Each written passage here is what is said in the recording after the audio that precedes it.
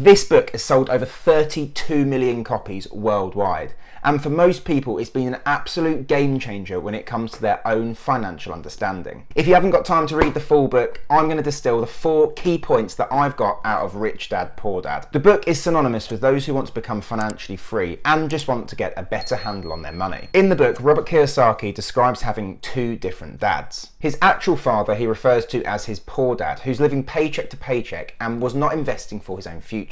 Robert then describes his rich dad, which wasn't his actual father but became his financial mentor and supported his own understanding of financial literacy. His rich dad was actually his friend's father but guided him through the world of money. He showed him the importance of investing and essentially created these 4 key points we're going to go through today. If you want to give the book a read, I'll pop a link in the description below. It's an ideal book for anyone who's into finance, investing, and essentially just making better use of your money. But without further ado, let's dive into the 4 key points that I managed to take from this book. The first key point in this book is that the rich don't work for their money. It's important to understand what it means to make your money work for you. This concept is based on the idea of creating assets that generate passive income, essentially doing all the heavy lifting for you. In other words, you're creating a stream of income which requires little to no effort once you've initially set it up. This can be done through various means, such as investing in rental property, stocks, bonds, or businesses that generate you income. The idea is to invest in assets that can generate cash flow over time, which can eventually lead to your own financial freedom. For example, let's consider investing in real estate for a moment. Many successful real estate investors use something called leverage to buy properties, having to put very little of their own cash down. They then rent out these properties to generate rental income. Over time, this will cover the mortgage payments and even generate some additional cash flow.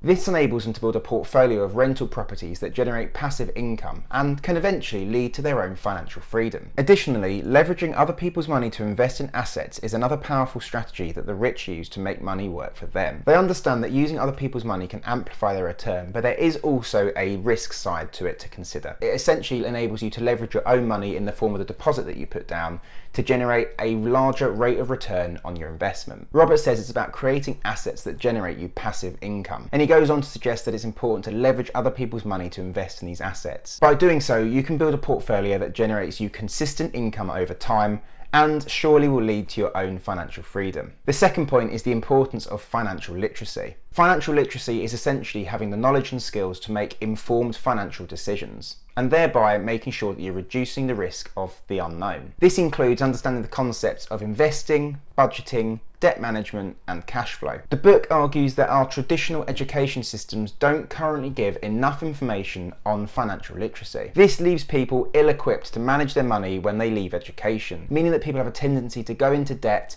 and not understand the power of budgeting and investing. Funnily enough, this is one of the reasons why I decided to start this channel a few years ago. The lack of financial education can lead to poor financial decisions and a lifetime of financial struggle. Understanding the difference between assets and liabilities is a fundamental concept in financial literacy. An asset in its simplest form is something that puts money in your pocket, and a liability is something that takes money out of your pocket. It's as simple as that. It is really important to understand the distinction between these two. Assets are essentially tools that will lead you to financial freedom, and liabilities will work in the opposite direction, meaning that it's going to be more difficult to get yourself out of the rat race and become financially free. Most people view a car as an asset because it has intrinsic value and can be sold for money. However, Robert argues that a car is actually a liability because you continually have to pay for fuel, repairs, maintenance, and so on, which eats into your resources. If you buy an expensive car, you'll have a high monthly payment. This can limit your cash flow and reduce your ability to buy assets such as stocks or rental properties, which will provide you with passive income. Kiyosaki also emphasises the importance of cash flow, which is the amount of money that flows in and out of your accounts. Understanding your cash flow is really important because it enables you to make informed decisions about your spending and investing habits. And that's why one of the things that I really advocate is having a monthly budget to see exactly where your cash is going and to get a handle on where you actually want it to be going. If it's just disappearing without you realising, you need to get on top of it. It's important to focus on increasing passive income and reducing your expenses to have a more positive cash flow. By improving your financial literacy, you can make more informed personal finance decisions, which will support both yourself and your family's financial position. The third point is understanding the difference between good debt and bad debt. And yes, the book does argue that there is actually a thing called good debt. The book argues that good debt is used to acquire assets such as rental properties that will generate you a passive income. This passive income can both cover the debt repayments but also provide you with a cash flow. Good debt is a powerful tool for building wealth and achieving financial freedom. If you take out a mortgage to purchase a rental property, the rental income from the property can be used to cover the mortgage payments and generate additional income. Over time, as the property increases in value, you'll build your equity in that property and also your net worth. In this case, the debt is seen as good debt because it enables you to acquire an asset which will generate you income. On the other hand, the book suggests that bad debt is used to acquire liabilities that of course doesn't generate you any income. This includes things like credit card debt used to buy clothes, go on holiday,